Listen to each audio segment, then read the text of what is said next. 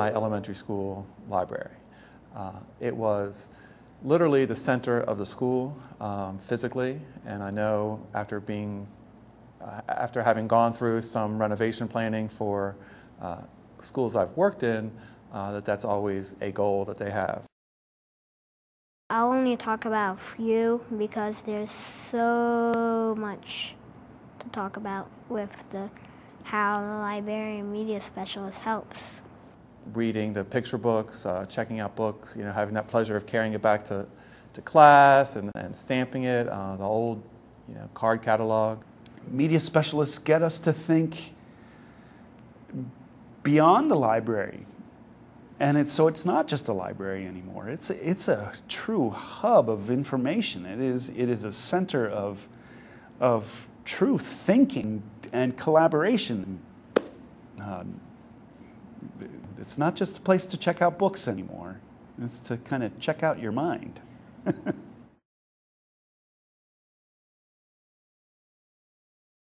When I talk to people about libraries and the importance of libraries, I always connect it back to why I feel the democracy in our country works, because I say there's two things that make that work in our society, and one is public education and the other is libraries. So if you put a library in a school, I think you have the best of both worlds. If I wanted like an action genre, she would be all like, this part from like all the way down there is all action. She usually challenges me, like I'll ask for like a Diary of a Wimpy Kid, and she might like say, try reading the Percy Jackson series or the Harry Potter series. She told me about the National Book Festival down in DC, and all the authors got to sign my books, and I got them signed by Paula Deen and Judy Blume and so many more, and it was just so much fun. I go every year now. Last year, she gave me a book that had 200 pages in it, and we had to bring it back in like a month, and I said, I don't think I can finish this, and she said, just try. So I tried, and then I finished it in 2 weeks. Media specialists are on top of the latest technology, and teachers maybe don't have the time to really search that and explore it.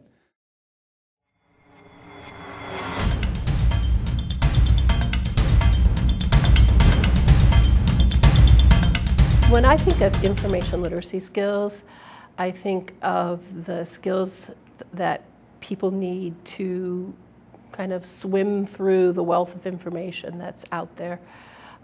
It requires people making critical decisions about what their information need even is to start with. Well, yeah, sure, you have Google, and any kid now can access Google if they have a computer. But when they hit a Google site, or excuse me, a Google search, they're not looking at the fact that there are 5 million resources based on this topic you just punched in.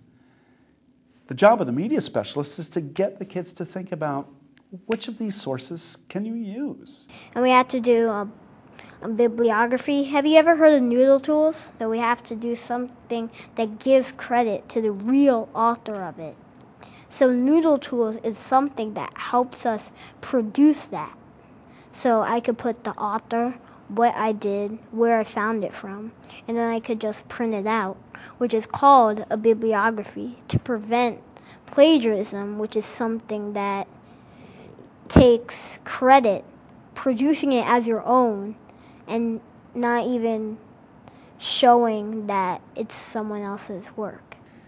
They are thinking so deeply and so sensitively about their topics and their issues and the sources that will, again, further their argument. That's going to spill over into the rest of their lives. In anything they do, whether they see a commercial on television that's persuading them to do something, maybe they'll look at it and go, hey, well, I know why they're saying this, because they want me to do this. But what is their real reason? Are they making money? Are they furthering some other cause? The media specialists in Montgomery County Public Schools are doing good work on helping students to acquire these information literacy skills, which I think are very important for students and are going to continue to be important in the 21st century. And the students are doing very well in most of those, and I'd like to see that work continue. I think it's very important for students to acquire these information literacy skills, both because they need them to be effective researchers and learners, and also because as students do better with those, they're likely to do better on reading achievement, which is also key to their futures.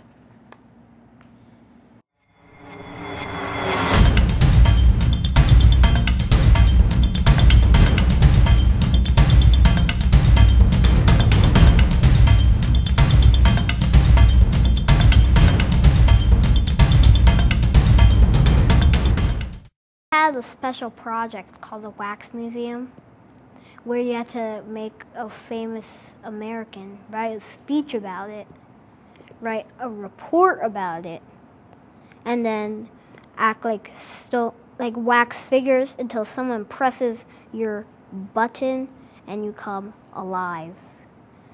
And we gave our speech, and for my speech, I was Nathan Hale, a famous American spy. There are lots of examples. In kindergarten, we had a wonderful heritage museum, which built on the social studies curriculum from the classroom, and also the research and information literacy skills from the media side. The product was amazing. Kids brought in artifacts from their families, something that meant something to their family. They wrote about it, they presented it, and we had a culminating event where all the school was invited to take part and see how the museum turned out. What I'm really excited about is in the new elementary curriculum is the infusing of information literacy skills into the writing process. The curriculum has an inquiry project mapped out for every marking period that relates to either one of the writing intents. Either students will be researching to write an opinion, they'll be researching to write an informational piece, or they'll be researching to write a narrative. And it's all interwoven. And along with the research, there's also a product that gets produced, and most of the projects have them producing something using a digital tool.